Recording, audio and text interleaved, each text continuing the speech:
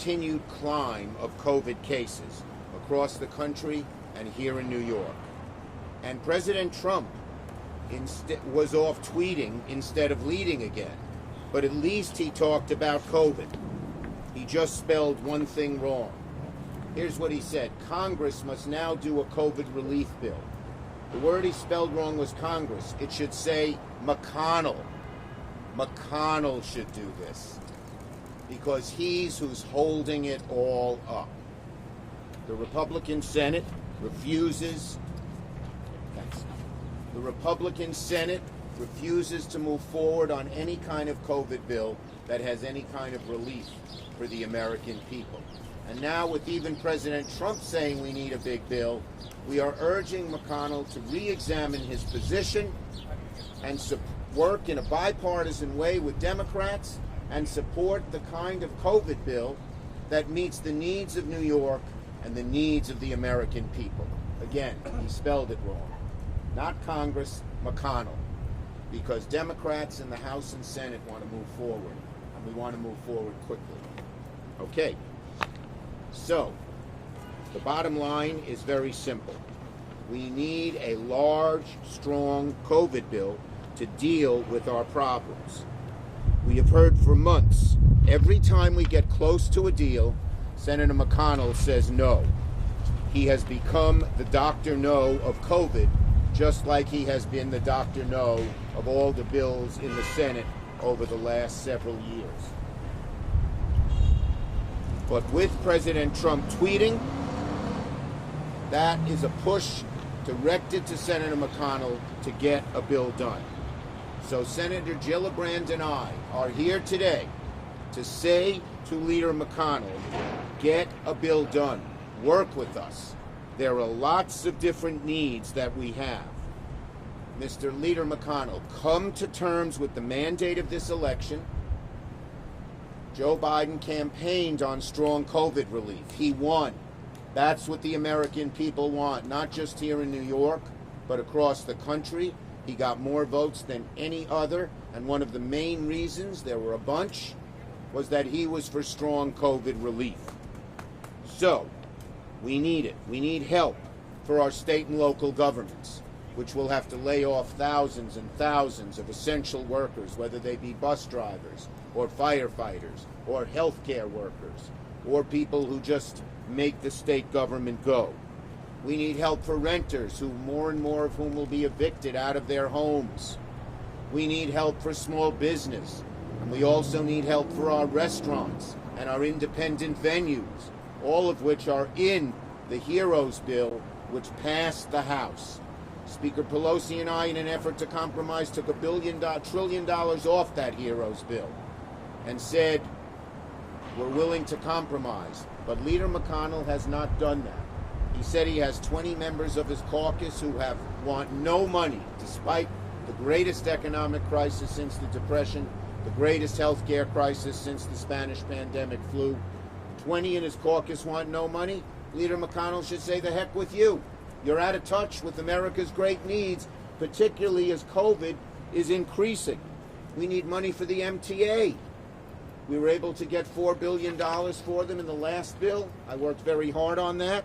But now we need more. So, instead, here, give me the chart again, because Angelo is very good at this. Instead of sending out this tweet, President Trump would have more success. My phone. Well, that's not my phone. I use my phone. Well, where are you, Mike? Here. Everyone knows my phone. Well, many people do. Instead of doing this tweet, President Trump, pick up this phone and call Leader McConnell and say, let's sit down and get a bill done ASAP. Okay? That is the bottom line, folks. We need all these things. The Republicans are spending all their time saying the election wasn't legitimate. We know it's legitimate. Republicans, Joe Biden won, Donald Trump lost. Now work with us to get a COVID bill done, because that's the agenda That's the item that's on the agenda that the American people want and want badly. It's time to move on. The election's over. There wasn't fraud. There wasn't anything else. 6 states, swing states, flipped from Trump to Biden. Those 6 states, in each of them, the margin is not even close. No court is going to overturn this election. Joe Biden will be installed as president. So Republicans, get over it. Stop spending all your time spreading lies about the election and instead roll up your sleeves, sit down with us, do a COVID bill that New York and America needs. No more temper tantrums, no more stomping your feet. Get something done to help New York and get us relief from COVID. Thank you. Senator Gillibrand, my great partner, great advocate for New York in the United States Senate. Well, thank you, Senator Schumer, for your leadership and your vision and your dedication and determination to actually get package relief for New York and for our whole country. Unfortunately, President Trump and his administration and the Republicans in the Senate have not shown any kind of leadership during this COVID epidemic. More than 10 million people have contracted COVID. New numbers of cases are spiking all across New York, all across the entire country. Here in New York City, we are seeing the highest rates that we've seen since June. Families are struggling. More than 45 million people have filed for unemployment during the pandemic, and countless more aren't sure if they'll be able to pay rent or put food on the table or provide for their children. Yet, Mitch McConnell continues to refuse to act. Chuck is exactly right. President Trump should be tweeting at Mitch, not us, because he's the one who's refused to act. Mitch McConnell has had a bill from Speaker Pelosi since May. He's refused to put it on the floor. He's refused to debate it. He's refused to even talk about it. He also doesn't support the kind of policies that we desperately need. He is so fixated on liability protection, he's unwilling to send the aid that is needed to the cities and states around this country that are without the resources to make sure our frontline workers can keep being on the front line. Meanwhile, President-elect Biden, Democrats in the Senate, and people across America know exactly what relief is needed and has been arguing for that for months. Providing real relief means a coordinated, robust healthcare response. We'd like to have a health force to do the contact tracing, to do the testing, and eventually to bring and give the vaccines to all who want it. It's especially critical for the next few months. It also means giving our states and our local governments the aid they need to keep their operations open. Our public servants have been going above and beyond, meeting all the needs, but they can't do it without resources. As New Yorkers and other cities implement new safety restrictions and outdoor dining becomes less feasible in winter weather, helping our small businesses, restaurants, and theaters will be vital to our survival and the city's survival. Additionally, Congress has to provide more relief directly to families. That includes having a real national paid leave policy, because we are still the only industrialized country in the world that doesn't have access to paid leave. We also need to make sure that we have affordable daycare. Parents are scrambling. Daycare centers have shut. Before the pandemic, there was 1 slot for every 4 children that were needed. Now, there's 1 slot for every 8 children that need it. We also have to make sure the economic assistance programs that we established at the beginning of the pandemic that expired over the summer are renewed. We need to make sure that people get their unemployment insurance, and they need to get the extra supplemental insurance. It's critical that the next relief package has both direct cash payments and enhanced unemployment assistance so people can stay afloat during this crisis. And we have to go beyond that. Every month someone goes without work is another month they struggle to make their rent or put food on the table. Rental assistance is necessary to stave off the wave of evictions that we expect to happen. So we have to make sure partial federal eviction moratorium is scheduled well into the future, not just to the end of the year. That will be necessary to keep our families protected and safe. And last but not least, I have visited food banks all across this state, and I can tell you the lines go around the block whether you're in the Bronx or whether you're in Brooklyn or whether you're in Queens, Manhattan, or in Staten Island. So it is necessary that we make sure food relief is part of this next package. In upstate New York, the car lines go on for miles. So people are struggling. So we need to expand the SNAP benefits and the pandemic EBT. As we confront the reality of this ever-growing challenge of COVID, we need to get back to the negotiation table, start where the HEROES Act left off, and put our families and not politics first. Thank you, Senator Gillibrand. Now, one other thing I forgot to mention, I am wearing this FEMA jacket. I got it during Sandy. Sandy was an example of a national crisis, and certainly a New York crisis, where both parties pulled together and got something done. And now many of the areas, almost just about all the areas that were so hard hit by Sandy, are in full recovery. The same thing can happen as long as, again, I like this very much. As long as instead of we need Donald Trump to tell McConnell, not Congress, what is needed. That's what we need.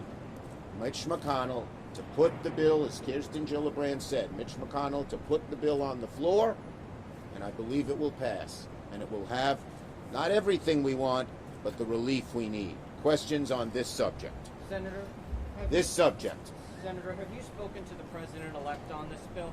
I have spoken to the President-elect with Speaker Pelosi last week, and he believes we need a strong COVID response as we do. And what do you urge Senator McConnell to do? Well, I urge Senator McConnell to, best of all, put the bill that passed the House, the $2.2 trillion compromise bill, on the floor of the Senate. And if that can't pass, because it doesn't have enough Republican votes, I think it will, to sit down and come together with Democrats on a fair compromise that meets the needs of New York and of the American people. And what if he doesn't agree with you? Well, we hope he will.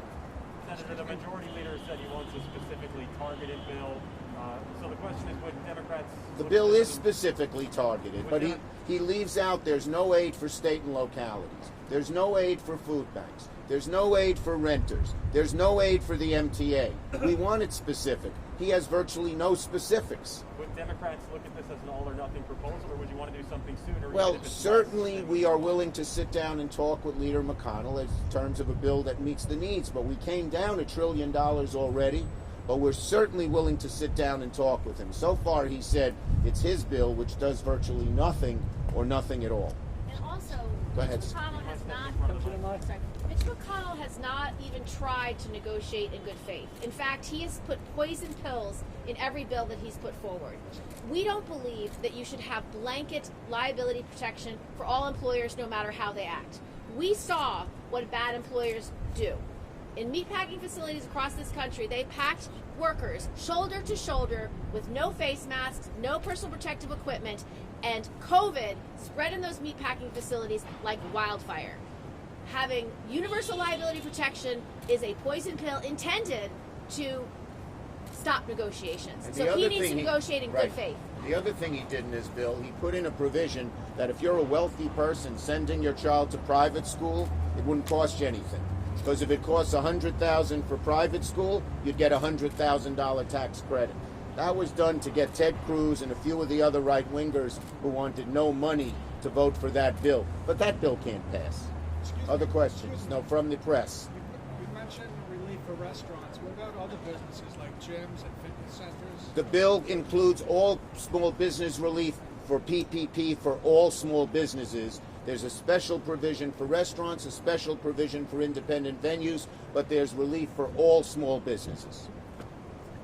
Senator, you mentioned that this was a Well, wait, mandate. anyone else before he gets a second, Senator, third question? Yes, yes, yes, and then we'll do finish. you have any fears that Senator McConnell won't be able to work with President-elect Biden to work on Well, I hope Senator McConnell, who has been Dr. No, he has put in his legislative trash can over 250 bills that the House passed, many of them bipartisan, to make America move in a better direction. We hope he will change. On that note, do you have any concerns that if the Republicans hold the Senate majority,